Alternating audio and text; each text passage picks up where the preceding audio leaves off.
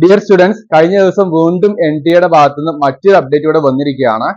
June 2024 offline ആയിട്ട് നടന്നിട്ടുണ്ടായിരുന്ന examination വീണ്ടും CBT മോഡലോട്ട് മാറ്റിയിരിക്കുന്നു.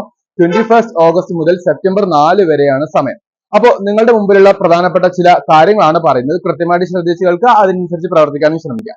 ഏറ്റവും ചുരുങ്ങിയത് 50 ദിവസം നമ്മുടെ കയ്യിലുണ്ട് അല്ലെ.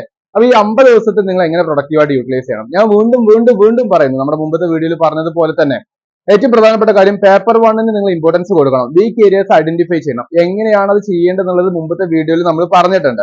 അപ്പൊ അത് കാണാൻ പറ്റാത്തവർ നിർബന്ധമായിട്ട് കാണാനും ശ്രമിക്കുക. പിന്നെ അതേ സമയത്ത് നിങ്ങളുടെ പേപ്പർ 2 ഞാൻ പറയുന്ന ലാസ്റ്റ് മൊമെന്റിൽ നിങ്ങൾ ഒരുപാട് പുസ്തകങ്ങളുടെ പിന്നാലെ പോകല്ലേ, അതല്ല വേണ്ടത്. മറിച്ച് നിങ്ങൾ ചെയ്യേണ്ടത് കുറച്ച് കൂടുതൽ ക്വസ്റ്റ്യൻസ് എടുക്കുക, ക്വസ്റ്റ്യൻസിലൂടെ പഠിക്കാൻ വേണ്ടി ശ്രമിക്കുന്നുള്ളതാണ്.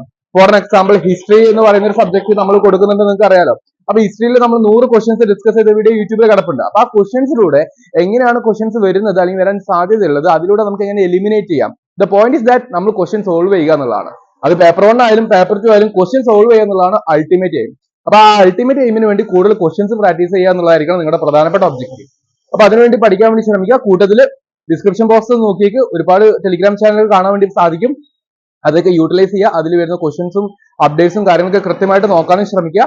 മാക്സിമം എന്ത് ചെയ്യുക, നല്ലപോലെ പഠിക്കുക. 50 ദിവസം ഉണ്ട്, വീണ്ടും കിട്ടിയിട്ടുള്ള ഒരു ഓപ്പർച്യൂണിറ്റിയാണ്. Never miss it. അപ്പോൾ all the best guys. Thank U.